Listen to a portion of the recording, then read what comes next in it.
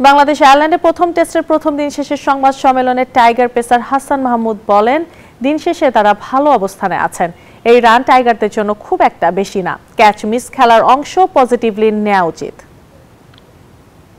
Part of the game catch ছাড়বে, but আমরা চেষ্টা করি যে এটা আসলে পজিটিভ হিসাবে নেই যে চান্স আসতেছে, তো ফিল্ডাররা আরও রেডি থাকে আর কি পরেরটার জন্য। বাট অবশ্যই ভালো লাগে না আর কি যদি ক্যাচ মিস না। ওর সাথে বোলিং করে আমি খুব আনন্দ পাই, মানে ওকে দেখে অনেক কুইক বোলিং করে, তো আমি একটু ইন্সপায়ার ওর থেকে।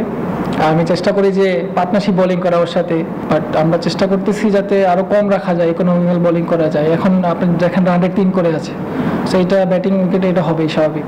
বাট কালকে যদি আর্লি ওদেরকে মৃত্যু দেওয়া যায়, 2টা উইকেট বাকি আছে, তারপরে আমরা হয়তো আবার ভালো একটা স্টার্ট করলে টোটাল একটা যদি আমরা দিতে পারি আরও ভালো হবে আর কি। আমরা প্লেয়াররা এনজয় করতেছি ওনার সাথে, উনি ওনার বেস্টটা দিচ্ছেন, বাট আমি আশা করি যে কন্টিনিউ করবেন উনি।